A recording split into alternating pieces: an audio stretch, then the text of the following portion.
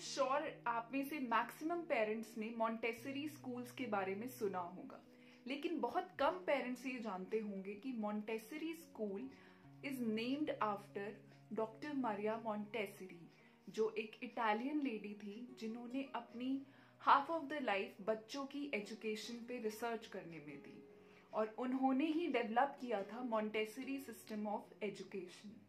Maria Montessori का education system is totally different from the traditional education system that we follow. Her methods were child-centered, जहाँ पे teaching, learning, everything was planned around the child, जहाँ teacher work करता है as a guide and not an instructor. और बच्चों की सिर्फ academics पे नहीं बल्कि उनकी overall growth पर focus किया जाता है। So hello everyone, this is Priyanka from my channel MAPA and Me by PG, और आज हम बात करने वाले हैं ऐसी 10 methods की which we should learn from Dr. Maria Montessori and we should follow them for the better growth and understanding of our children. Please do hit the subscribe button if you are new to my channel. So the 10 things which parents should definitely learn from the Montessori education system are: learn to teach your child with experiments. In the Montessori education system, बच्चों को experiments और activities के through पढ़ाया जाता है, ना कि copy में just उनको notes देके और उनको mug up करने के लिए कहा जाता है। So try to design experiments, activities and various practical experiences जो आप अपने बच्चे को दे सकें और उससे उनकी लर्निंग बिल्डअप करें। मारिया मॉन्टेसरी ने बहुत फोकस किया है ग्रुप लर्निंग में। उन्होंने अपने स्कूल सिस्टम में बच्चों को 2 ग्रुप्स में डिवाइड करा, that is from 3 to 6 years and 6 to 9 years। और इस सिस्टम का फायदा ये था that children used to study in groups, जहाँ पे छोटे बच्चों को बड़ों से काफ़ी चीज़ें सीखने को मिलती थी, वहीं बड़ों में डेवलप होता था leadership quality and they used to develop lot of confidence about their knowledge जब वो अपनी नॉलेज छोटे बच्चों के साथ शेयर करते हैं। So this way we should also encourage our child for group studies, जहाँ पे ग्रुप्स उसके अपने siblings हो सकते हैं, अपने friends हो सकते हैं of different age groups and definitely cousins हो सकते हैं। So you should always encourage so that there is a lot of peer learning taking place inside the group of the child. Montessori schools में सिर्फ academics पे नहीं बल्कि spiritual, mental, physical and social growth पर भी उतना ही focus किया जाता है। And this as parents we need to understand कि बच्चे की ओवरऑल ग्रोथ इम्पॉर्टेंट है, जिसमें ये सारे एस्पेक्ट्स केटर होने चाहिए। Generally what we do is हम सिर्फ उनकी एकेडमिक्स पे इतने ज़्यादा फोकस रहते हैं कि हम डेवलपमेंट के बाकी एस्पेक्ट्स को इग्नोर कर देते हैं। But Maria Montessori teaches us बच्चे की physical, emotional, mental, social, spiritual growth पर भी उतना ही फोकस करना चाहिए जितना हम उनके एकेडमिक्स पे करते हैं। और ये सब हम कर सकते हैं by introducing our child to various exercises like yoga, then the spiritual teachings, by providing the books. Montessori schools में बच्चों को ये फ्रीडम होता है that whatever they want to study they can choose for themselves, क्योंकि वो एजुकेशन इंडिविजुअल बेसिस पे होती है। तो आप देख सकते हैं कि एक ही टाइम पे कुछ बच्चे मैथ्स कर सकते हैं, कुछ लैंग्वेज कर रहे होते हैं, while some are dancing. So this teaches us that घर में भी हमें बच्चों को इतना फ्रीडम देना चाहिए that they are able to choose what subject or what is the thing they want to learn. इससे उनमें सेंस ऑफ अकाउंटेबिलिटी आता है, सेंस ऑफ चॉइस आता है, and they are confident that whatever they are studying it's their own choice. तो वो उसको और ज़्यादा इंटरेस्ट से करते हैं और ज़्यादा ओनरशिप से करते हैं। Montessori always aimed at making children independent.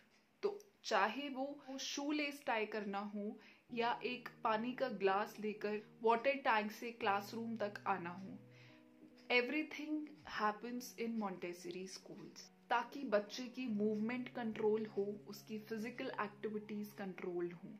Similarly हमें भी कोशिश करनी चाहिए कि हम घर में काफी ज़्यादा से ज़्यादा चीज़ें बच्चों के अकॉर्डिंग प्लान करें, उनके लेवल पे हों। अगर आपके बच्चे का कोई स्पेस है तो that should be appropriate for the child. जहाँ पर बुक शेल्व्स वो बच्चे की रीच में हो, कहाँ उसका स्टडी मटेरियल है, that should be in the reach of the child.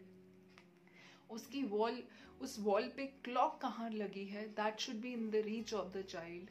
Even in the toilet seat should be in the reach of the child, ताकि बच्चा खुद ये सारी चीजें यूज कर सके and he do not have to depend on you for small things. और यही चीजें उसको ज्यादा से ज्यादा इंडिपेंडेंट बनाने में हेल्प करेंगी। He will become better in decision making in life. Montessori classrooms में हर चीज को एक जगह असाइन होती है, हर मटेरियल के लिए एक स्पेस डिसाइडेड होता है। तो जब बच्चे उस मटेरियल को यूज कर लेते हैं, they are suppose to keep it back to that place, जिसको बाद में टीचर्स और ज्यादा ऑर्गेनाइज कर सकती हैं। सिमिलरली आपके बच्चे के हर सामान के लिए एक स्पेस होना चाहिए, B it is books, his toys, his belonging, everything should be assigned a space and your child should be taught कि कुछ जो भी चीज ही wants to play with, he wants to use, he is supposed to keep that back. So this brings discipline in the child and he learns to organize things with the help of this small activity. So always try to develop this habit of keeping things on the place they belong to. Montessori schools में काफ़ी ज़्यादा focus skill building, practical education को दिया जाता है। वहीं young बच्चों को सेंसरी स्किल्स की भी प्रैक्टिस कराई जाती है। So similarly as parents we should also give them more and more exposure and we should try to develop their skills with their academics. As a parent आपको पता होता है कि आपके बच्चे का अंडरस्टैंडिंग लेवल कहाँ है। You are very close to your child, so try to design teaching material according to your child. Teaching material बहुत सिंपल हो सकता है, जिसको आप खुद भी बना सकते हैं। Like if your child is very small तो आप उसके लिए फ्लैश कार्ड्स बना सकते हैं, having letters.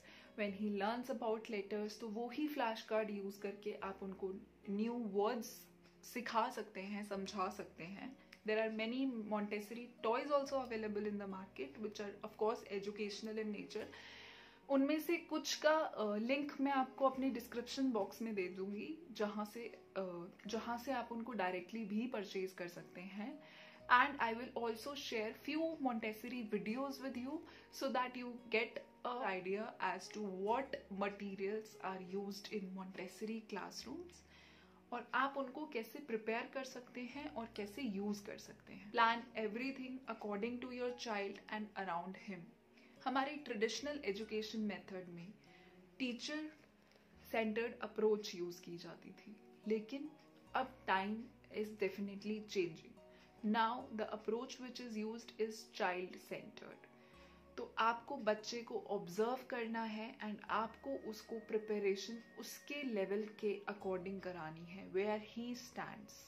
We definitely need to understand that every individual is unique और इसी चीज को हमें सबसे ज्यादा इम्पोर्टेंस देनी है। अगर आपके दो बच्चे हैं, both are different from each other, so दोनों का learning style would also be different and you have to keep that in mind and develop material according to that and even your classes. इतना freedom जरूर दीजिए कि वो खुद choose करे what are the things which he want to play with and when he is ready to play with other things or to explore other things. Be a guide and not a dictator.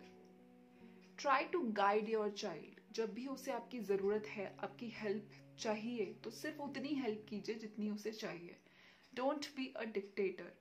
Dictate मत कीजिए कि उसको क्या करना है, कैसे करना है। सिर्फ उसको फैक्ट्स प्रोवाइड मत कर दीजिए that he just have to cram all the facts and mug up all the things. Be a guide where you are explaining things to your child and he is taking those things on his own pace. वो उन activities के साथ, उस material के साथ अपने according उस चीज़ को ग्रैब कर रहा है. So don't promote cramming, promote understanding. So these were the 10 things we definitely need to learn to develop our child as a whole individual. So that's it for today. Stay tuned. Here's Priyanka signing off for today, and thank you so much for watching.